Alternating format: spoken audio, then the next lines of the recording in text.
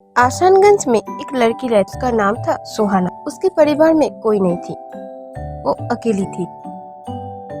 एक छोटा सा घर था उसका, टूटा फूटा। सुहाना रोज सुबह उठ के दूसरों के घर में जाके जो भी खाना मिलता था वो खा के उसका दिन चलता था। ऐसे करके उसकी जिंदगी जा रही थी।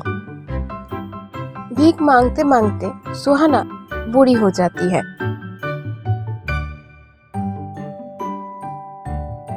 और इस वजह से गांव में कोई भी उसको खाना नहीं देता था, क्योंकि उसे बहुत दिन से खाना दे रही थी। इस कारण सुहाना को बिना खाए पिए रहते रहते बहुत बीमार हो जाती है। अगर आज मैं जंगल पे जाती हूँ और जाके वहाँ से फल तोड़ के खाती हूँ, ये सोच के सुहाना जंगल पे चली जाती है। लेकिन बहुत ढूंढने के बाद भी एक भी फल नहीं मिला और वो एक पेड़ के नीचे बैठ जाती है। आज तक मैंने कभी किसी का कोई नुकसान नहीं किया। जिसने जो दिया वो ही खा के मेरी जिंदगी जा रहा था, लेकिन आज लग रहा है मैं इसी जंगल पे मर जाऊंगी बिना खाए पिए।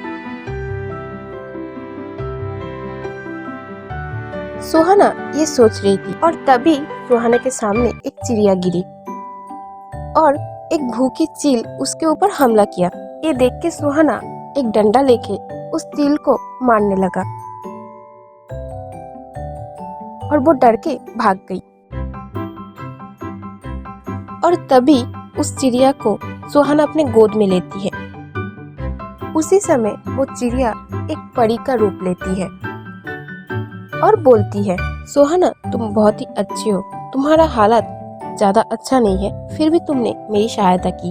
तुम क्या जानती हो, वो चिड़िया हमारे दुनिया का राजा, वो एक चील का रूप लेके मुझे मारने के लिए आया था और मैं हूँ परी की दुनिया की रानी नीला। तुमने मेरा सहायता किया, इसलिए मैं तुम्हें कुछ देना चाहती हूँ। अगर मैं तुम्हारे पास खाना मांगूंगी तो सिर्फ मेरा पेट भरेगा। अगर तुम मुझे जादुई कुछ चीज दोगे तो मैं खुद का भी मदद कर पाऊंगी और दूसरों का भी। सुहाना का ये बात सुन के और उसकी ईमानदारी, उसका अच्छापन देख के वो परी बहुत खुश हो जाती है और बोलती है, सुहाना मैं तुमसे बहुत खुश हूँ और मैं तुम्हें एक जादुई पोशाक देती हूँ। इसके पहनने के बाद तुम दुनिया की सबसे सुंदर लड़की हो जाओगी और तुम जो चाहोगी वो मिल पाएगा। वो जादुई पोशाक पहनने के बाद तुम मन से जो भी मांगोगे वो तुम्हें मिल जाएगा। लेकिन ध्यान रखना, अगर तुम ये पोशाक चेंज कर देते हो, लेकिन तुम ध्यान रखना अगर इस पोशाक को तुम उतार दोगे। ये बोल के वो परी वहाँ से गायब हो जाती है और उसके बाद सुहाना वो जादुई पोशाक पहन लेता है और उसके बाद वो बहुत ही खूबसूरत और वो जादुई पोशाक पहन लेती है। उसके बाद वो बहुत ही खूबसूरत लड़की बन जाती है। ये देख के सुहाना बहुत खुश हो जाती है और वो अपने घर में चली जाती है। लेकिन वहाँ पे जाके वो जो देखती है उससे बहुत आश्चर्य हो जाती है, क्योंकि उसकी छोटा सा एक घर वो बहुत बड़ा महल बन गया। सुहाना ये देख के बहुत खुश हो जाती है और आसपास का गांव में जितने भी लोग थे वो सब बहुत सारी बातें करने लगे और मन में सोचने लगा, वो बुढ़िया कोई रानी के पास अपना घर बेच के यहाँ से चली गई। एक दिन की बात है, उदयपुर नाम का एक गांव से एक राजकुमार आता है सुहाना के गांव में। तब वो राजकुमार सुहाना के महल के पास से गुजर रहा था और तभी उसने सुहाना को देखा और उसको देख के उसे पसंद आ गया और मन ही मन में सोचने लगा, अरे वाह कितनी सुंदर राजकुमारी, इसके सामने तो वो चाँद भी फीका है। ये सोच के राजकुमार साध सुहाना के पास जाता है और बोलता है, आपको किसी ने कुछ बोला है कि आप बहुत सुंदर राजकुमारी हो? नहीं, इस दुनिया में ऐसा कोई नहीं है मेरा जो मुझे कहेंगे कि मैं बहुत सुंदर हूँ। सिर्फ इतना बात नहीं है, मेरा ध्यान रखने के लिए कोई भी नहीं है। इतना बड़ा महल में मैं अकेली रहती हूँ। लेकिन आप कौन हो? आपको तो मैं कभी इस गांव में देखी नहीं। मैं उदयपुर का राजकुमार शाहिद, मैं इस गांव में घूमने आई हूँ और आपके महल के सामने से जाने के समय आपके ऊपर नजर गया। आप दिखने में बहुत सुंदर, कोई भी पहली मुलाकात में आपको दिल दे देगा। अरे आप ये क्या बोल रहे हो? मैं बिल्कुल भी आपके बात से खुश नहीं हुई। आप यहाँ से जा सकते हो।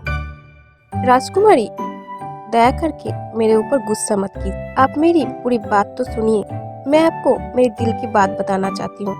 आप बहुत सुंदर हो और मैं आपसे पहली मुलाकात में प्यार करने लगा। ये सुन के बहुत दुख हुआ कि आपकी इस दुनिया में कोई नहीं है और मैं आपसे शादी करना चाहता हूँ और मैं सारी जिंदगी आपको बोलता रहूँगा। आप बहुत ही सुंदर हो। मैं आपको शादी के लिए बोल रहा हूँ। अगर आपको इजाजत हो तो आप हाँ भी बोल सकते हो या ना भी, ये सब आपके ऊपर है। राजकुमार की बात सुन के सुहाना शादी के लिए तैयार हो जाती है और बहुत ही धूमधाम से उन लोगों की शादी होती है। लेकिन सुहाना राजकुमार को उसकी सच्चाई नहीं बताती है और उसी तरह उस राजप्रासाद में वो लोग बहुत ही खुशहाली से जी रही थी। एक दिन की बात है, सुहाना जब अपनी जादुई पोशाक उतार के नहाने जाती है तब सुहाना का एक दासी रूम में आता है कुछ काम के लिए और तब वो बिस्तर पे वो जादुई पोशाक देखता है और वो सोचता है जब से राजकुमारी इसी महल में आया है तब से वो ये एक ही पोशाक पहन के रखी है, तो मैं एक काम करती हूँ, इसको लेके मैं धो देती हूँ और दूसरा अच्छा सा पोशाक लेके यहाँ पे रख देती हूँ। और ये सोच के वो दासी वो जादुई पोशाक को ले जाती है और उसके बदले वहाँ पे एक अच्छा सा पोशाक रख जाती है। और जब सुहाना बाहर आती है नहा के तब वो अपनी असली रूप में होती है, बहुत ही बुरी दिखती है। उसके बाद बिस्तर के ऊपर जब वो अपनी जादुई पोशाक नहीं देखती है तब इधर उधर ढूंढने लगती है, लेकिन वो कहीं पे नहीं मिलती है। फिर वो दासी का दिया हुआ वो कपड़ा वो पहन लेती है। उसके कुछ ही समय के बाद वो राजकुमार अपने रूम में आता है और सुहाना को ऐसे रूप में देख के बहुत ही आश्चर्य हो जाता है। कौन हो तुम और मेरे सुहाना के रूम में क्या कर रहे हो? सुहाना राजकुमार को खुद के सामने देख के बहुत ही डर जाती है। राजकुमार, मैं सुहाना। क्या बकवास कर रहे हो तुम? तुम क्या सोच रहे हो? तुम जो बोलोगे मैं वो सुनूंगा। मेरा सुहाना चांद की तरह दिखती है, बहुत ही सुंदर। और तुम खुद को देखो, कभी आईने में देखे हैं? 70 साल की बूढ़ी औरत दिख रही हो। मैं अच्छे से बात बता रही हूँ, यहाँ से चले जाओ वरना मैं सिपाहियों को बुला के यहाँ से धक्के मार के निकाल दूंगी। राजकुमार, थोड़ा दया कीजिए मेरे ऊपर, थोड़ा सा समय दीजिए मुझे। मैं अपना पोशाक पहन के आपको सब बात बताती हूँ। उसके बाद कुछ समय बाद सुहाना अपनी जादुई पोशाक पहन के राजकुमार के पास आती है और ये देख के राजकुमार बहुत खुश हो जाता है और बोलता है, अरे सुहाना, तुम कहाँ चली गई थी? तुम्हें पता है तुम जब रूम में नहीं थी तब एक बूढ़ी औरत यहाँ पे आके खुद को सुहाना बोल रही थी और वो ये भी बोल के गई वो कुछ समय बाद आएगी। मुझे बहुत गुस्सा आया, तब से मैं यहाँ पे बैठा हूँ, लेकिन उसका आने का कोई नाम ही नहीं है।